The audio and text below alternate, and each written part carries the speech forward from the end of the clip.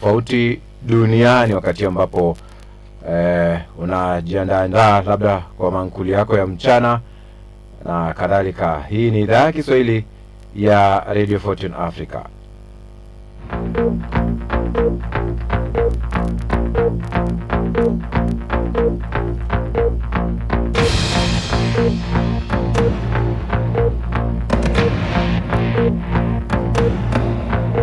Karibu katika taarifa yetu ya habari kutoka idhaa hii ya Kiswahili Radio Fortune Africa.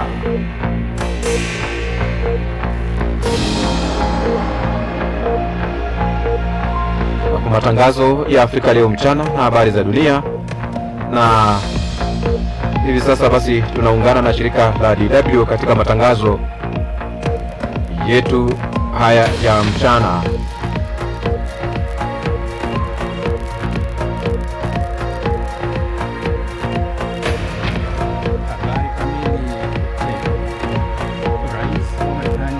Donald Trump ametoa wazo la majeshi ya Marekani kuchukua kisiwa cha Iran cha Karg, ambacho ni kituo kikuu cha mafuta cha Iran katika Ghuba ya Uajemi.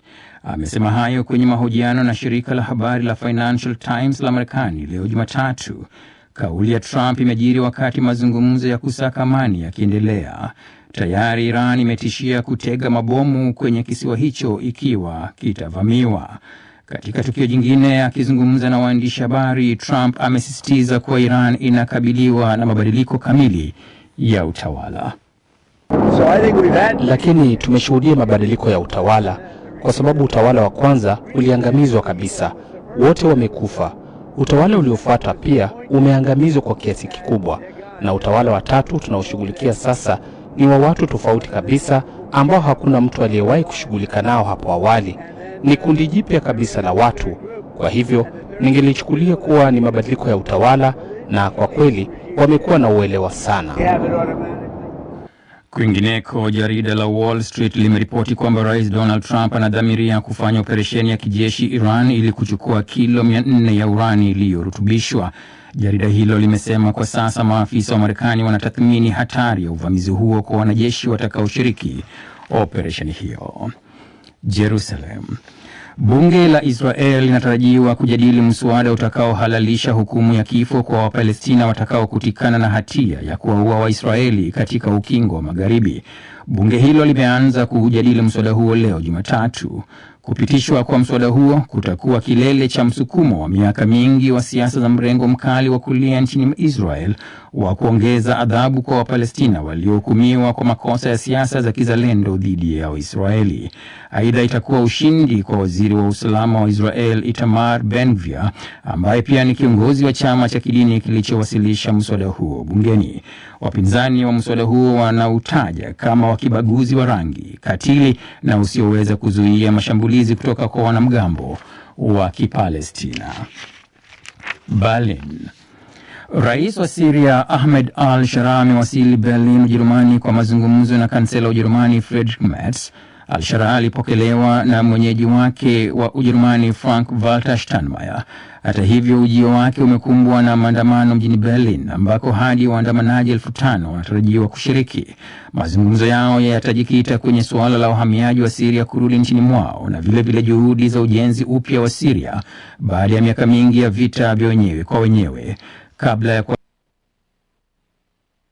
wasili kwake, msemaji wa serikali ya Ujerumani Stefan Cornelius alizungumzia kuhusu matarajio ya Ujerumani ya kuona Syria ikijenga taifa imara na lenye mafanikio, ikiwemo kupitia msaada wa wengine na Wasiria wengine waliohamia Ujerumani na Ulaya wakati wa machafuko nchini mwao. Wakati wa ziara yake, Al-Sharaa pia atafanya mazungumzo na Rais Frank-Walter Steinmeier na viongozi wengine wa kibiashara wa Ujerumani. Unaendelea kusikiliza habari za ulimwengu kutoka DW mjini Bonn. Yangon, Myanmar. Myanmar imesafisha njia kwa kiongozi wa mapinduzi ya kijeshi Jenerali Min Aung Hlaing kuwa rais wa kiraia nchini humo. Hatua hiyo itamruhusu kuendeleza utawala wake wa mkono wa chuma, lakini kama kiongozi wa kiraia. Min Aung Hlaing ameitawala Myanmar tangu mwaka 2021 alipoongoza mapinduzi yaliyomng'oa Aung Suu Kyi madarakani na kukivunja chama cha Suu Kyi ambaye pia ni mshindi wa tuzo ya amani ya Nobel. Mapinduzi hayo pia yalichochea vita vya wenyewe kwa wenyewe. Yaounde. Mkutano wa shirika la biashara ulimwenguni WTO umemalizika mapema leo nchini Kamerun bila ya makubaliano kwenye masuala muhimu ya mageuzi, kilimo na biashara ya mtandaoni kutokana na mgongano mkubwa baina ya Marekani na Brazil. Waziri wa biashara wa Kamerun, Mbarga Atangana, amesema baada ya siku 4 za mkutano huo mjini Yaounde, wameona muda hautoshi kufikia makubaliano kwenye masuala hayo. Mkurugenzi mkuu wa WTO Ngozi Okonjo-Iweala alisema anatumai nchi hizo zitaweza kurejesha mkataba wa kusitishwa kwa biashara ya mtandaoni ambao muda wake umemalizika na kuziwezesha kutoza ushuru wa forodha kwenye utumaji wa kielektroniki kama vile kupakua na kutangaza. Na hatimaye London. Ripoti mpya ya shirika la kutetea haki za binadamu iliyotolewa leo Jumatatu imeonya kwamba mashindano ya kombe la dunia mwaka huu yanaweza kugeuka kuwa jukwaa la ukandamizaji na matendo ya kidikteta ikiwa hatua za haraka hazitachukuliwa kuheshimu haki za binadamu kote Marekani, Canada na Mexico. Ripoti ya shirika hilo iliyopewa jina Binadamu Lazima Ushinde, kulinda haki, kukabiliana na ukandamizaji kwenye kombe la dunia inachambua kwa kina matukio yanayoweza kuhatarisha haki za mashabiki, wachezaji, waandishi habari, wafanyakazi na jamii za wenyeji kwenye mataifa hayo matatu. Mwisho wa habari za ulimwengu kutoka DW Bonn. DW Dunia Yetu Leo Mchana. Kutoka chumba cha habari kwake John Juma, tunamwita kaka Jeje. Asante sana, nikutakia wakati mwema. Na msikilizaji, tuangazie safu ya uchambuzi kama tulivyokuandalia. Jeshi la Israel limefanya mashambulizi ya anga kwa siku 2 mfululizo katika mji wa Tehran, na naibu kamanda wa jeshi la Kongo atangaza kuanza kwa operesheni ya kuwasaka waasi wa Rwanda mashariki mwa Kongo. Na tutakuletea taarifa ya Ibrahim Lipumba akiaga chama cha upinzani cha CUF nchini Tanzania. Kwa haya na mengine mengi, msikilizaji na mtazamaji, salia nasi. Na mtuko mubashara kupitia chaneli yetu ya YouTube, tafuta DW Kiswahili. Vile vile pale Facebook tunapatikana pia live. Asante, usisite kutuachia maoni yako mubashara. Pia katika redio wa shirika unaweza kutupata vile vile.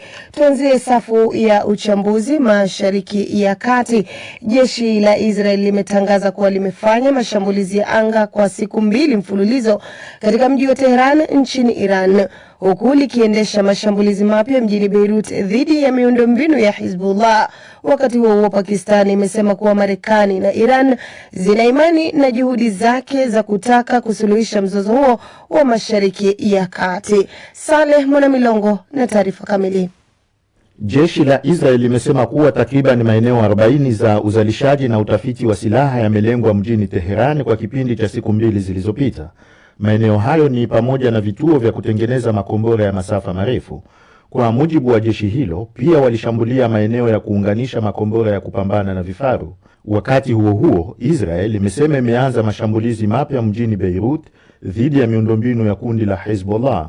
Kikosi cha kulinda amani cha Umoja wa Mataifa nchini Lebanon, UNIFIL, kimesema mwanajeshi wake mmoja ameuawa na mwingine kujeruhiwa vibaya baada ya kombora kulipuka katika moja ya ngome zao. Bila kutoa ufafanuzi kuhusu tukio hilo, Iran pia inaendelea na mashambulizi yake ya droni kuelekea Israel na maeneo mengine ya Ghuba. Jeshi la Syria limetangaza kuwa shambulio kubwa la ndege zisizo na rubani lililenga leo alfajiri ngome zake kadhaa zilizoko mashariki mwa nchi karibu na mpaka wa Iraq. Huku hayo yakijiri, Pakistan imetangaza kuwa iko tayari kuwa mwenyeji wa mazungumzo ya amani kati ya Marekani na Iran, ingawa bado hakuna uthibitisho rasmi kutoka pande hizo mbili. Waziri wa mambo ya nje wa Pakistan, Ishaq Dar, amesema kuwa nchi yake itakuwa na nafasi ya kuandaa mazungumzo hayo katika siku zijazo. We have remained actively engaged with the US leadership. Tumeendelea kushirikiana kikamilifu na uongozi wa Marekani, ikiwa ni sehemu ya juhudi zetu za kupunguza mvutano na kutafuta suluhisho la amani la mzozo huu. Katika muktadha huu, Pakistan inafurahia sana kwamba Iran na Marekani zimeonyesha imani yao kwa Pakistan kusaidia kurahisisha mazungumzo yao.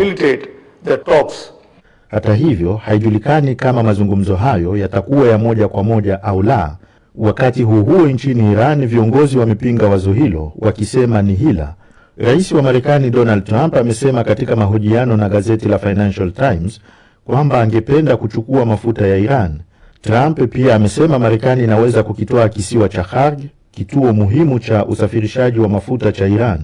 Wakati huo, gazeti la Washington Post limenukuu maafisa wa Marekani wakisema wizara ya ulinzi inaandaa mipango ya operesheni ya ardhini nchini Iran kwa wiki kadhaa, ingawa haijulikani kama Trump ataidhinisha hatua hiyo.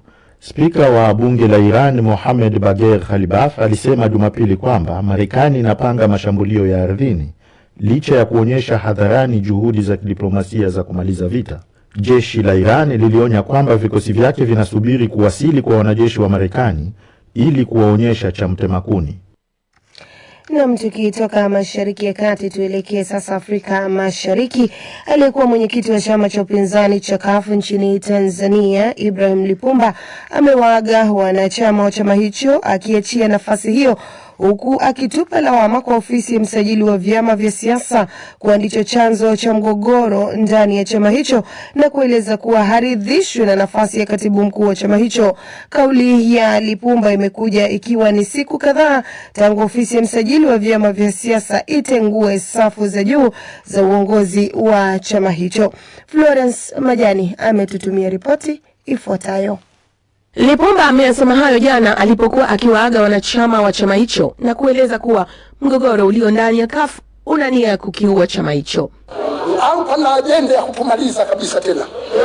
Pamoja na mazingira haya magumu, lazima tuweze kujenga chama chetu.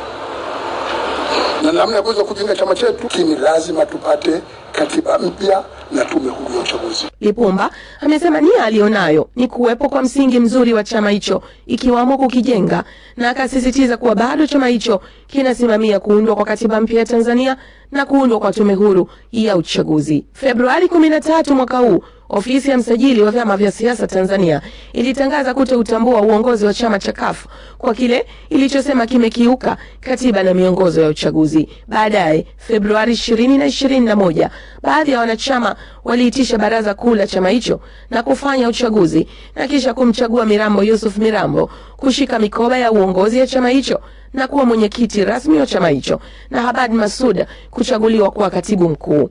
Wakati wa mgogoro huo, DW ilizungumza na naibu msajili wa vyama vya siasa Sisi Nyahoza, ambaye alisisitiza kuwa uongozi wa chama hicho ulikuwa ni batili.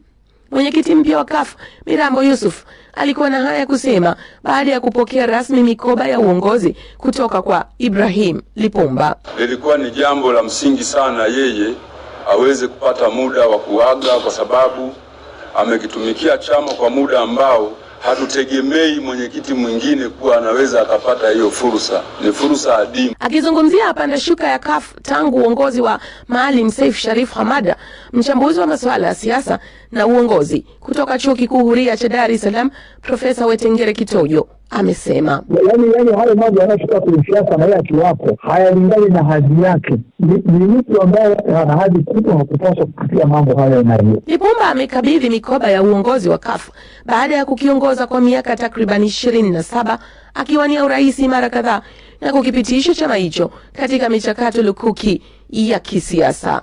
Florence Majani, DW, Dar es Salaam. DW tunavuma kwa kishindo.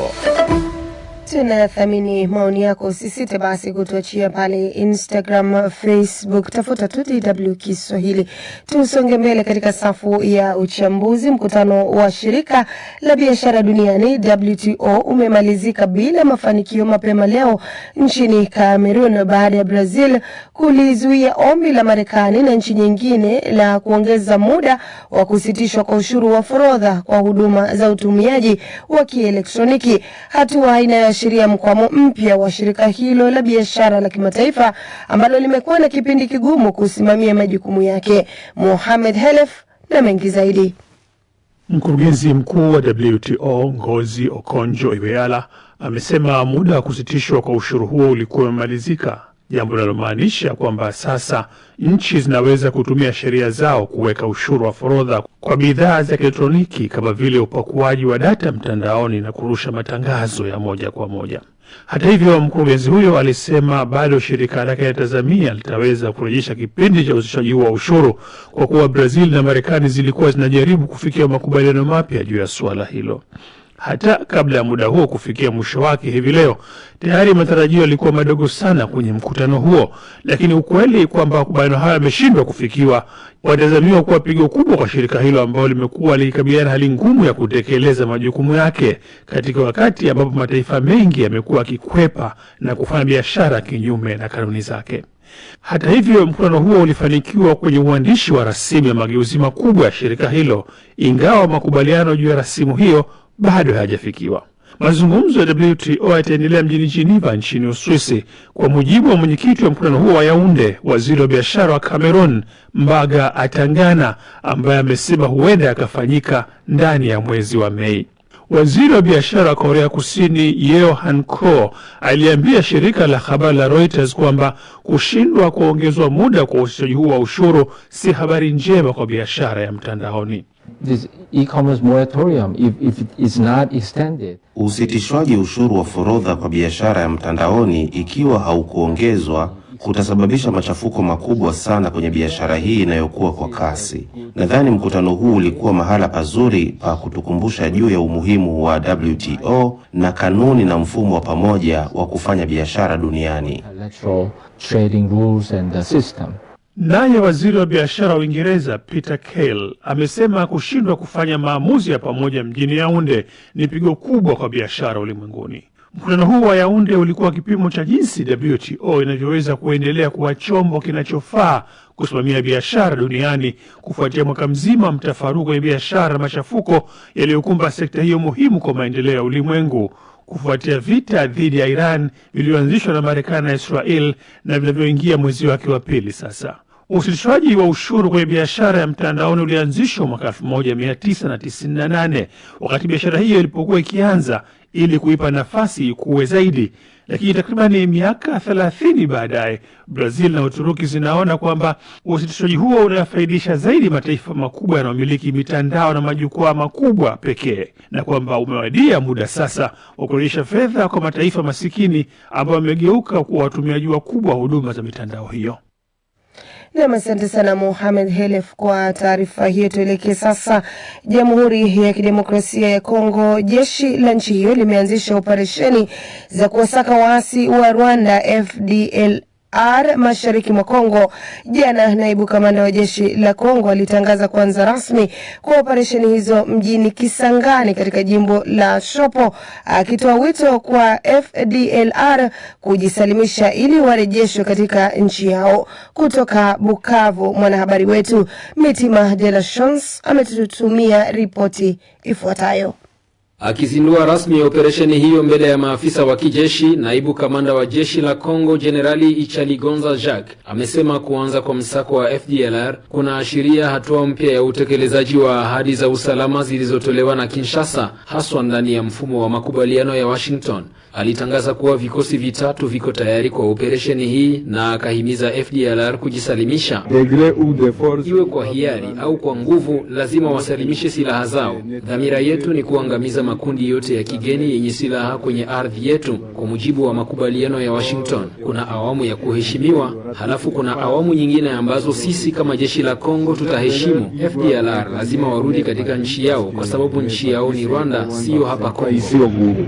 Afisa huyo wa ngazi ya juu wa jeshi la Kongo amethibitisha kuwa awamu ya kwanza, yaani kuhamasisha FDLR, imekamilika kwa mafanikio na kwamba FDLR waliojisalimisha watahifadhiwa Kisangani katika eneo ambalo tayari limetayarishwa vyema kwa ajili hiyo kabla ya kurejeshwa nchini mwao. Josephat Musamba, mtafiti katika masuala ya makundi yenye silaha akiwa pia Dr. Researcher kwenye chuo kikuu cha Ghent nchini Ubelgiji, anahisi kwamba operesheni hiyo ni yenye changamoto kwa vile baadhi ya FDLR wanadaiwa kuwa katika maeneo chini ya udhibiti wa AFC M23. Shamba la mapigano itachanganyikiwa sana kama jeshi la Kongo litaweza kuzibia M23 pia kuanzisha operesheni za kushambulia ma-FDLR. Mimi naona ile itakuwa vigumu sana. Upande mwingine, tangu mwisho wa Machi 2026 kumeonekana harakati za kujiondoa kwa waasi wa AFC M23 katika vijiji kadhaa vya Kivu Kusini na Kivu Kaskazini. Mick Mutiki, msimamizi wa mfumo wa mashauriano ya asasi za kiraia Kivu Kusini, anahisi mkakati huu unaashiria maendeleo chanya katika harakati za kutafuta amani mashariki mwa Kongo. Tunaona kama hiyo ni mikakati inayolenga kuonesha sura nzuri kwenye jumuiya ya madola na shirika la kimataifa lote. Katika taarifa ya hivi karibuni, AFC M23 inafafanua kwamba kujiondoa huko ni sehemu tu ya mzunguko wa kawaida na wa kimkakati wa wapiganaji wake, ikizingatia heshima ya mfumo wa mchakato wa amani wa Doha. Pia inalaumu jeshi la Kongo kufanya mashambulizi ya mabomu katika vijiji vya Mikenge na Gakenge karibu na Minembwe, Kivu Kusini. Mitima de la Chance, DW. Na tukamilishe safu ya uchambuzi na ripoti mpya. Shirika la kutetea haki za binadamu la Human Rights Watch imesema michuano ya soka ya kombe la dunia inaweza kuwa jukwaa la ukandamizaji na nafasi ya kushamiri kwa matendo ya kidikteta iwapo hatua za haraka hazitachukuliwa kuheshimu haki za binadamu katika nchi za Marekani, Kanada na Mexico. Amina Abubakar na mengi zaidi. Katika ripoti ya shirika hilo yenye kurasa 36 iliyopewa jina la ubinadamu lazima ushinde kukabiliana na ukandamizaji katika michuano ya kombe la dunia 2026 inayoandaliwa na shirikisho la soka duniani FIFA, inaelezea kile ambacho shirika hilo imekiita hatari kubwa itakayoathiri mashabiki, wachezaji, waandishi habari, wafanyakazi na jamii zilizoko karibu katika nchi zote tatu wenyeji wa michezo hiyo. Ripoti hiyo imesema FIFA yenyewe iliahidi kuandaa michuano ambayo ni salama kwa kila mtu, mchezo jumuishi kwa kila mmoja na kuheshimiwa kwa haki za wote. Shirikisho hilo limesema hiyo ni ahadi inayohitajika zaidi, lakini kwa sasa iko hatarini, ikigusia matukio ya maafisa wa uhamiaji na forodha ICE wa nchini Marekani, namna wanavyowahangaisha watu na kuwakamata kiholela, na pia majibu ya Mexico kwa viwango vya juu vya vurugu, hali inayotoa wasiwasi wa kufanyika maandamano ya amani huko. Kingine ni kwamba Marekani imeweka marufuku ya kusafiri kwa watu wa mataifa ambayo yamefuzu kuingia katika mashindano hayo ya kombe la dunia, huku kukiwa na wasiwasi wa ubaguzi dhidi ya watu wanaoshiriki mapenzi ya jinsia moja. Nchini Canada, ripoti hiyo ya Amnesty International imesema migogoro ya nyumba inayoongezeka imeongeza hofu ya watu kukosa makazi. Kulingana na ripoti hiyo, nyumba za kuhifadhi watu wasiokuwa na makazi hasa msimu huu wa baridi zimefungwa mjini Toronto mwezi mmoja mapema kufuatia eneo hilo kutumika na FIFA kama sehemu ya makubaliano ya kutoa sehemu za kulalia kwa wageni wanaoshiriki michezo hiyo. Steve Cockburn, mkuu wa kitengo cha uchumi na haki ya kijamii wa Amnesty International, amesema miji minne pekee kati ya 16 hadi sasa ndio iliyotoa mipango yao ya haki za binadamu, na zote hadi wa leo hazijasema chochote kuhusu ulinzi dhidi ya maafisa wa uhamiaji. Amnesty imesema bado kuna muda wa kuiokoa michuano hiyo ya kombe la dunia ili isiwe jukwaa la ukandamizaji na sehemu ya kushamiri kwa matendo ya kidikteta. Amnesty imesema wenyeji wa michuano hiyo ni lazima watimize majukumu yao chini ya sheria ya kimataifa, huku FIFA au wadhamini wa michuano hiyo pia wakiwa na jukumu la kuhakikisha haki za binadamu zinatekelezwa na kuheshimiwa, na kutumia njia yoyote ile ya kuwalinda wachezaji, mashabiki, waandishi habari na jamii kwa ujumla. Mamilioni ya mashabiki wa kandanda wanatarajiwa kuhudhuria michuano ya kombe la dunia mwaka 2026 inayoanza rasmi tarehe 11 Juni, ambako timu 48 zinashiriki na timu ya kwanza kuingia uwanjani ni Mexico na Afrika Kusini. Huu ndio mchezo wa kwanza unaojumuisha timu hizo 48 kufanyika mwaka huu ikilinganishwa na mwaka 2022 ambako timu zilizofuzu kuingia kuwania kombe hilo zilikuwa 32 pekee.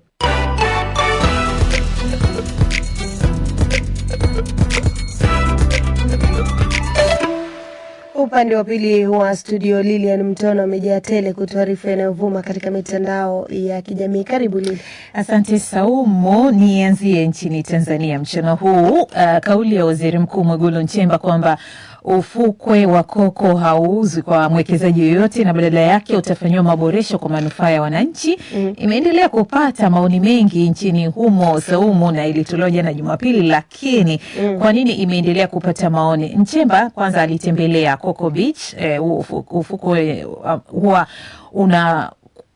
unatembelewa na watu wengi sana. Mahali kwa miogo pa. Kumbe basi sitaki kujieleza zaidi. Kwa hiyo yeye alitembelea jana na kuzungumza na wajasiriamali baada ya kusikiliza kero zao. Sasa alitoa hiyo kauli baada ya siku kadhaa nyuma serikali ya wilaya ya Kinondoni kuwapadokezwa wafanyabiashara wa eneo hilo maarufu kujiandaa kuondoka ili kupisha sasa hayo maboresho ya uwekezaji. Kwa sasa kukawa inakuwaje sasa mustakabali wetu ni nini? Kwa hiyo kauli ni kama sasa imeibua tena maoni mengine tofauti. Kwa hiyo kwenye mitandao ya kijamii baada ya kauli hiyo kutolewa, kwa mfano Mudi China anasema ukisikiliza kwa makini unajua hawa vijana wanatengenezewa kodi ambayo hawataweza kuilipa ili waondoke wenyewe kwa hiari yao siku za usoni. Kwa sababu ukifanywa maboresho mambo yakiwa mazuri zaidi akufukuza kwa mbito. Ndivyo maoni yake huyo Mudi China. Godfrey Muhemezi anasema hata bandari walisema hayuzi lakini iko wapi? Godfrey Vance anasema kesho nikakate kipande changu sasa na mie nijenge. Sasa sijui nataka kujenga pale ufukweni. Anajaribu na mapema. Alafu Lilian Ngoi anasema ila jamani sina mwanasheria, hebu nikalale. Bora. Kwa hiyo hayo ni kile ambacho kimevuma zaidi nchini Tanzania. Sijui nina wakati. Unao muda mengine. Haya.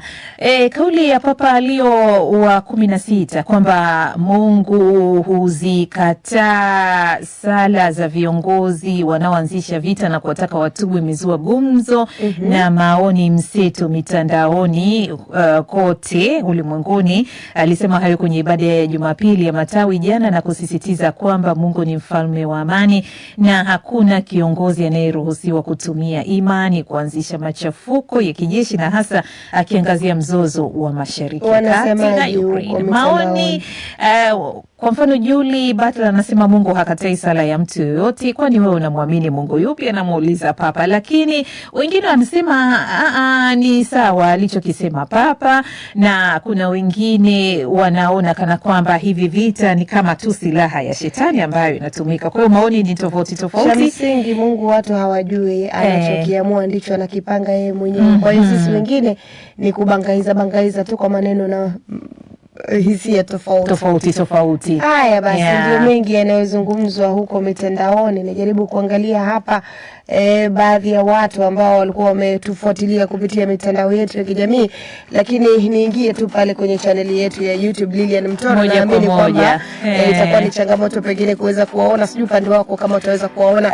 Lakini nikianzia hapa YouTube namuona Alois Sambo anasema yuko Sekei Arusha, anasema kutofikiwa kwa makubaliano kwenye mkutano wa WTO kunaridhisha ama kunadhihirisha changamoto za usawa katika biashara ya kimataifa hususan kwa nchi zinazoendelea. Na Mark Mihayo yanasema hakika mzozo wa Iran na Marekani ni kizungumkuti kabisa.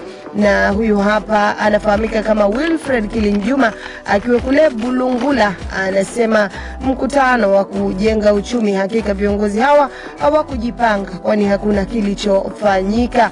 Ni angalia hapa ujumbe mwingine ni wa John Khalfan Godi, anasema anatupata vizuri kabisa, yupo safarini Kahama. DW Lipumba amefanya maamuzi mazuri, hongera japo alichelewa. Lili, umepata nafasi? Endelea kwanza kusoma. Haya basi niendelee kuangalia hapa. Namuona Maneti Kioni akiwa kule Iringa Uluti, anasema litakuwa jambo jema sana kama amani ya kudumu itarejea huko Mashariki ya Kati. Salum Mata anasema wa Radio 1 Zanzibar, dunia inaelekea wapi? Amani ndio maendeleo na kila kitu. Ni mtafute hapa ama niangalie ujumbe wake. Mark Mihayo amerudi tena, anasema hakika mzozo wa Iran na Marekani ni kizungumkuti.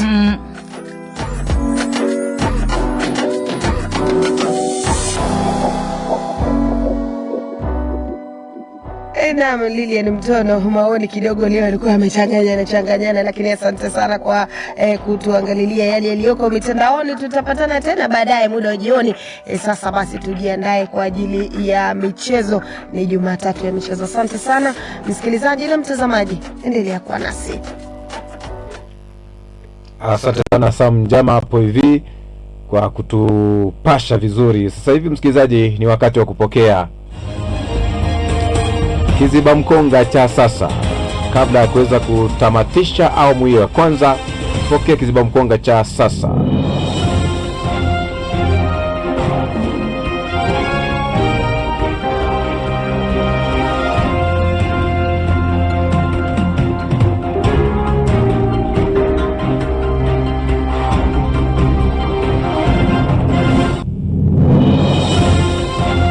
Katika kiziba mkonga cha sasa,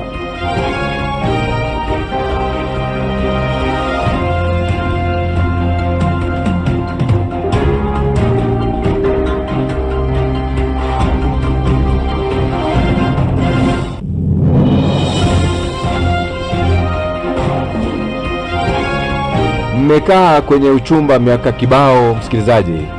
Kila siku anasema anakuja kulete posa, anasita. Mara anakupiga chini fasta, anaoa mdada wa kawaida. Wakati wewe ulijiona pisi kali. Usiulize eti kosa langu nini, jichunguze. Ulijiona pisi, yeye akaona tabia vipisi.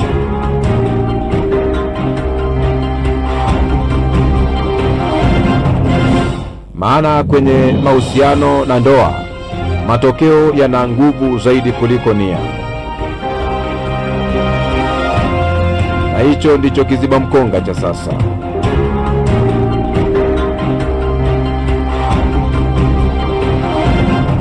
Msikilizaji, simama kitu hiko kufikia malengo yetu ya uratibu. Enda pale kwenye Facebook yetu, kuna link ambayo iko pale ambayo ni ya PayPal.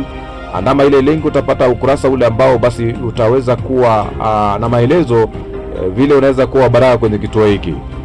Vile vile msikilizaji, basi iwapo na account ya PayPal, basi tumia email hii cantona.online254@gmail.com.